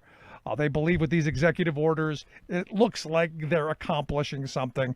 Pure politics at its absolute worst. And here to share some thoughts on the reality of this situation and where we are, I've asked Sarah Nelson to come talk with us. Sarah is the president of the Association of Flight Attendants, CWA.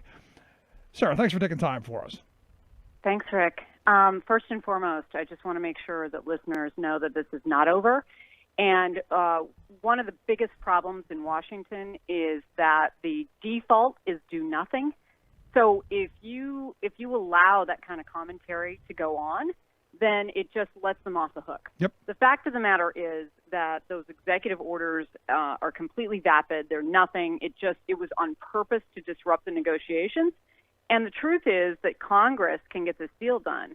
And I just want to take us back to January of 2019, when we thought that this was Trump's shutdown, the federal government shutdown, right? And the truth was that Congress could fix the issue. And Congress ultimately did fix the issue with a veto-proof vote. So let's not let these Republican senators, especially the 23 who are up for election right now and are in fear of their jobs, off the hook so easily. They do need to come back in 24 hours. McConnell hinted at that because he knows he may have to pull the trigger on that if things get rough at home. No, absolutely. So but I don't want anybody to let him off the hook. I let none of them off the hooks. Democrat, Republican, Independent. If it were me, nobody's going home. Nobody leaves. Nobody gets out of their office until something gets done, because the sad reality is, and I'm hearing from people all the time, we're saying, look, I can't pay my rent. Look, my insurance just expired. Look, I'm worried about how I'm going to, put food on the table. I'm worried about school clothes for the kids. I'm worried about any number of things, because guess what? They're losing their jobs. Their income is going down. And thanks to Trump, McConnell, the whole cabal, they've now gone off the unemployment cliff. And that $600 that was the lifeline that saved our economy from collapse is now gone, and we're heading into what could be the next collapse. Yeah. So Rick, the emperor has no clothes, and that is exactly what was going on with those executive orders. That is exactly what has been going on with this administration from the beginning. And it's been about, look at the emperor's beautiful clothes. The emperor has no clothes. Meanwhile, we're talking about the clothes until we're realizing the emperor has no clothes. And by the time that all happens, the people have gone out of town making, their big bucks without handing over any clothes. Right. So what we have to recognize is that we actually have the power here to change this situation. So I just want to make sure that we understand. No. I've been saying all along, you vote the bums out. Come November, we throw them all out. But ultimately, right now, you should be hammering their office with phone calls and letters and every point of contact possible, even if you haven't lost your job yet, because by pulling this kind of money out of the economy, this kind of demand out, more people are going to lose their jobs. And, that's right. Down the road, we know that's going to happen. I do want to talk about solutions, though, because I think, people have to know that this isn't just, we're not just complaining here, and we're not just saying, oh, they're a do-nothing crowd. When you say they're a do-nothing crowd, you're giving them permission to do nothing. Right. And so I'm not willing to do that. No, you're an elected member of Congress. You're elected to serve us. You do your job. And so here's what we need you to do. And I will tell you, because we have been working specifically our payroll support program extension. I do want to talk about that in a moment. But we have been working this, and there is bipartisan, broad-based bipartisan support for a spending bill that will actually take care of the American people. And the Trump administration has simply gotten in the way of that because, guess what? When people don't have their jobs, they also don't have their union card. Now, your union's always going to stick with you, but the Trump administration knows that one of the fastest ways to get rid of unions is to put everybody on the unemployment line. One of the fastest ways to make people desperate and be willing to take anything that people are giving is to put them out of their jobs and not have them be able to take care of themselves. This can be exacerbated in a pandemic. So everything that you would think that should be happening right now, turn it on its head with someone who wants to become a dictator. That's what's going on here. So we gotta understand that if you play in that world, you're not going to be able to have the normal pressures. But we have the pressure of the election. Yes, it's coming up in November, but you can pressure that right now to get results. So I'm going to tell you, I think we should just break this down a little bit. First and foremost, we're in this in the aviation industry because we got out and demanded in March that we actually build a package that's workers first. We put all of our experience from 9/11 into that, and so it says that the corporations can only use the money for pay and benefits. It says they cannot involuntarily furlough anyone. It says that they have to maintain service to all of the communities so that we're continuing to do what our infrastructure of aviation is supposed to do for this country, especially in the middle of a pandemic. And, we cut the worst practices, too, the things everybody hates. No stock buybacks, no dividends, and caps on executive compensation. And so it has been the most successful jobs program of coronavirus relief. It enjoys tremendous support, and that's about jobs. But it's also about continuing the services. The rest of the bill that we're talking about here, the money for state and locals, yeah, that's for services that we count on, but it's for jobs. So EPI says without that money for state and local, we're going to lose 5.3 million jobs.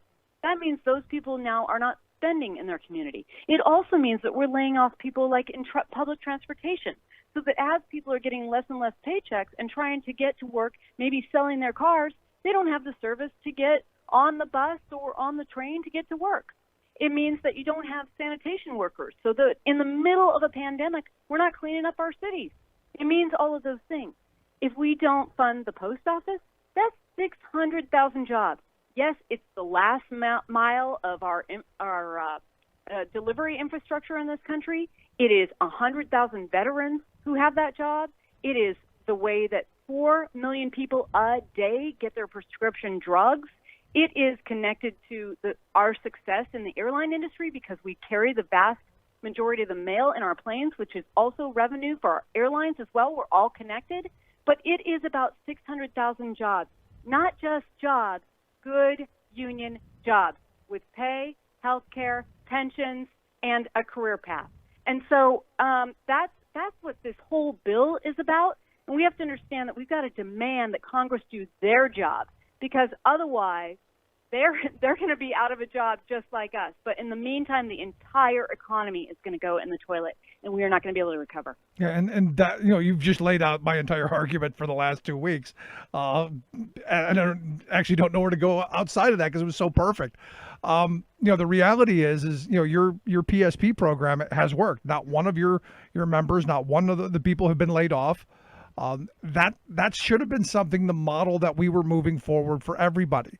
Other countries have figured this out. I'm still, just mind boggled that we haven't demanded this. I know a lot of people are pushing for it, but as a society as a whole, we're not. And what we heard was in the messaging that's come out is, well, those people who are unemployed are just lazy. They don't want to go out and get extra jobs because they're getting the extra money in the unemployment.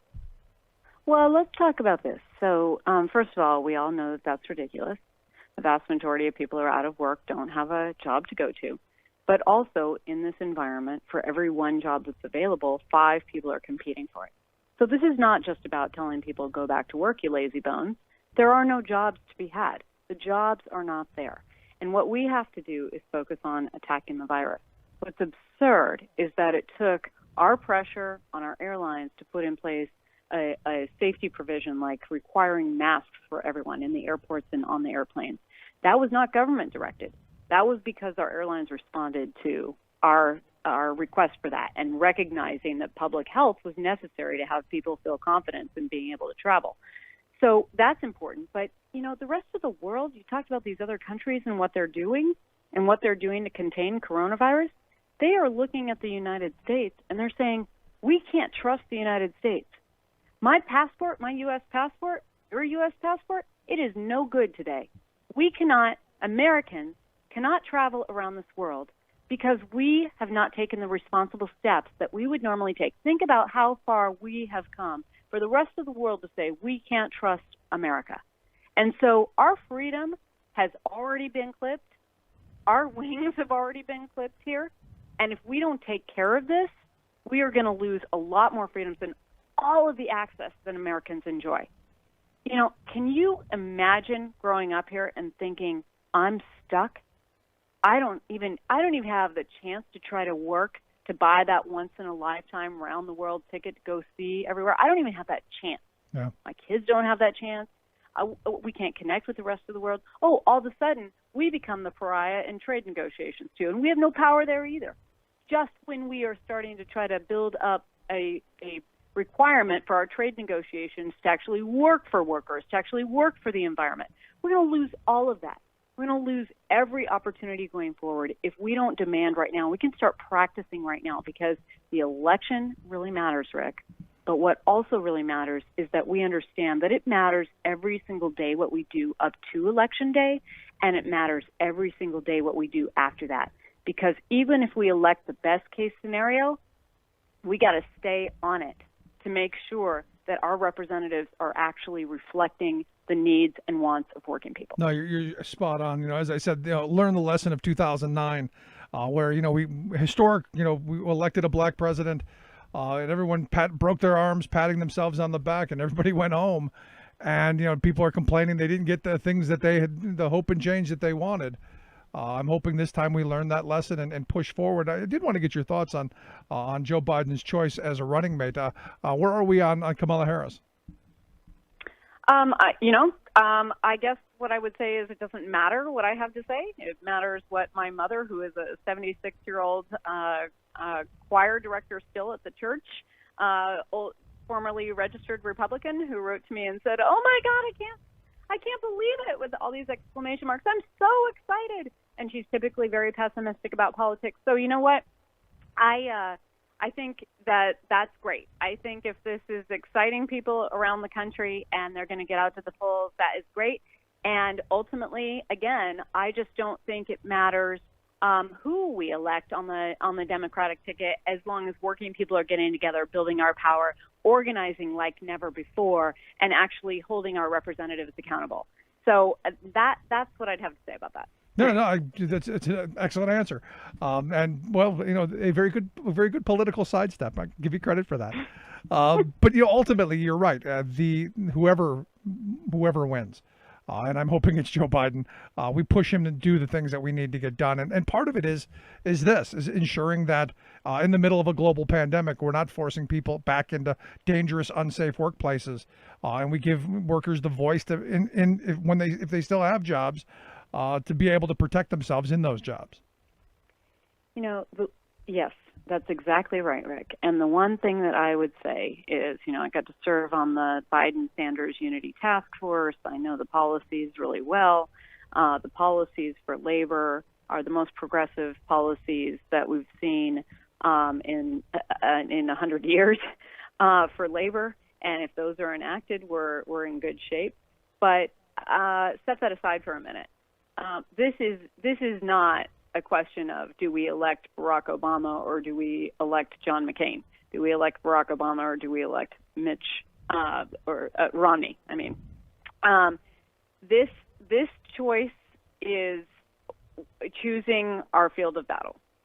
And it is a field of battle that is burning up around us if we don't choose Joe Biden. There is just no choice. We got to get out there and work like crazy to make sure that Joe Biden is elected, because the alternative is really giving up everything that is the foundation of freedom and the ability to form our unions and everything that we continue to press on within our Constitution to make this the more perfect union that it's supposed to be. Yeah. So we don't even have that chance if we don't elect Joe Biden. Yeah, in the simplistic form, I remember, back before the pandemic and back before all of this, this crisis hit, when Joe Biden was, obviously going to be the nominee, someone asked me, what's the bumper sticker? And I said, life or death. Joe Biden, 2020. It's life or death. And it's even more magnified now. Literally, it's either life or death. Yep. You got it. Seems that simple. But Sarah, I appreciate the time. I appreciate the work that you guys do. Keep it up. I hope folks will check out your most recent article over at Fortune. Another huge unemployment wave is coming, and there's an obvious way to stop it, written by Sarah Nelson. I will make sure we get that out on social media. Sarah, always great to talk with you. Come back again real soon. Rick, do two things for me. One, tell my Sarah sisters hello. And two, I want everybody to know you got to stay with it. You got to demand of these people to get the job done. We are not going to allow them to go one more day without getting this relief package done. Don't even say it. We got to demand it. There you go. Good stuff, Sarah. Thanks so much. All right. Take care. Bye. Sarah Nelson, president of the Association of Flight Attendants, CWA. Love to hear your thoughts. Email me, rick@thericksmithshow.com. Make sure you check out Sarah's article. Right back after this. Stick around.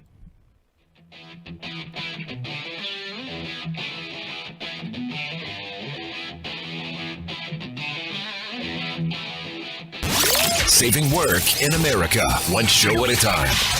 The Rick Smith Show.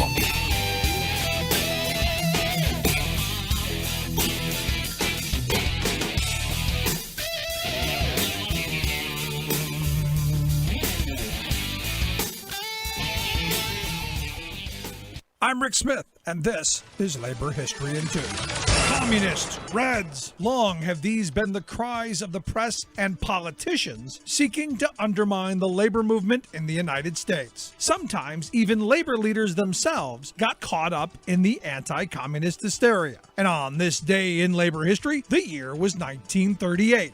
That was the day that the president of the Metal Trades Department of the American Federation of Labor, John P. Frye, gave testimony before the Special Committee on Un-American Activities. It was known as the Dies Committee. Texas Congressman Martin Dies Jr. founded the effort to root out an alleged communist threat in the U.S. In his testimony, Frye alleged that there were 300 CIO leaders who were communists. At the time, the AFL and CIO were two separate organizations. The CIO had split off from the AFL to pursue more organizing in industries like automaking and steel. Even after his testimony, Frye maintained a network of operatives in the labor movement to identify suspected communists. A few days after Frye spoke before Congress, the Chicago Tribune ran a story explaining the perceived communist labor threat. The article declared if the communists in the United States continued to operate as the Communist Party, they would have no influence on American foreign policy in the foreseeable future.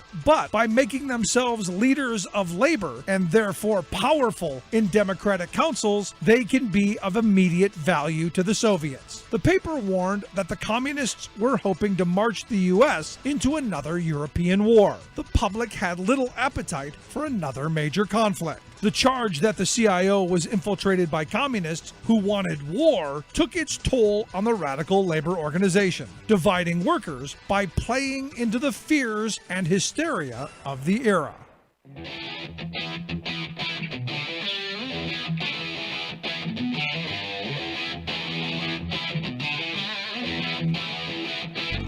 Welcome back to the Rick Smith Show. Now, here is Rick Smith.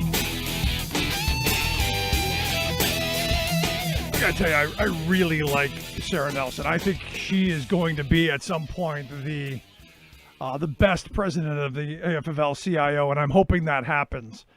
I was, obviously one of the first people around the country to be going, look, this is somebody who should be leading the labor movement. And look, it came out of when the government shutdown happened. She was the only person to call for a general strike. She was the only person, and she had no stake really in the game. She's not a public sector union leader, but she's like, look, the idea of solidarity, we need to be sticking together. We need to be exerting our worker power. And I give her credit for that. And throughout this, the fact that she has been so effective and so, so dogged that they got that PSP put through is remarkable. Nobody else got it done. Nobody else was able to do that. And it's one of these moments where you go, this payroll support program that they pushed for. They haven't had one member laid off.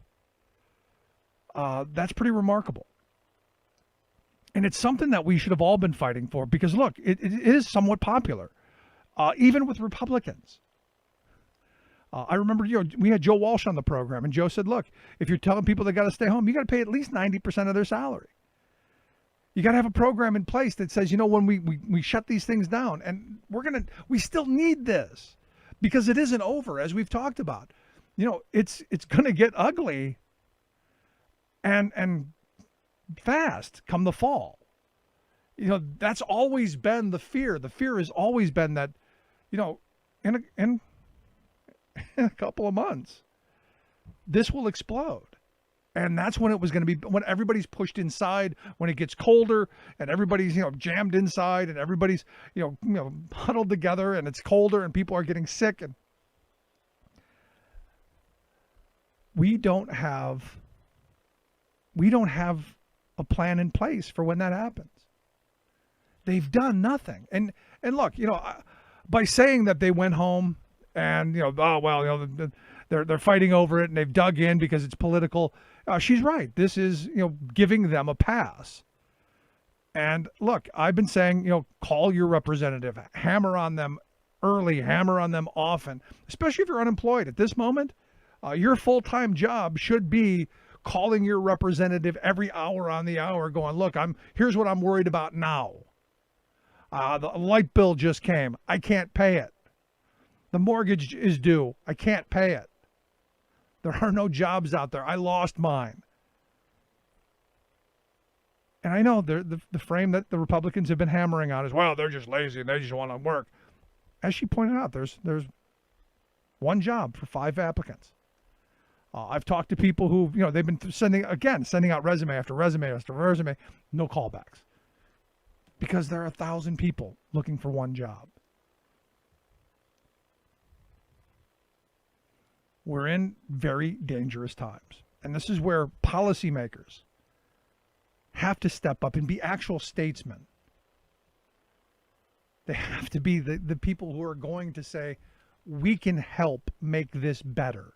We can save the economy by ensuring demand, by ensuring that people can afford to participate, that make sure that millions of people don't lose their homes. I was just reading a story the other day that pointed out, look, the mortgage crisis, the rent crisis, that's real. But beyond that, even if you can afford to pay the rent or continue to pay the mortgage, the water bills due, the electric bills due, you go down the list. All of the utility bills are due. And how long before they start shutting those off? Because look, you can say there's going to be a moratorium. We're not going to let you shut off the power. We're not going to let you shut off the electricity. We're not going to let you kick people out of their homes. We're not going to do that. You can't do it yet. But in 6 months, you still owe all those back bills. You still owe all of that stuff. It doesn't go away. They just push it off. It's kind of like Trump's payroll tax idea. You're not getting anything. They're going to give you a short-term loan on your Social Security and then bribe you with the idea that, well, you won't have to pay it back, without you thinking that, well, then I'm just not going to get Social Security because you're going to blow it up. You're going to destroy it. That's how simplistic they think we are. That's how stupid they think we are. And I keep coming back to, I'm a firm believer in government's ability to solve problems. I'm a firm believer in the fact that through our representative democracy, through our system of government, we can do the big things collectively that individually we can't do. That's always been my point. And I've always said that government decides who gets what. It comes down to power. It comes down to organization. It comes down to voice.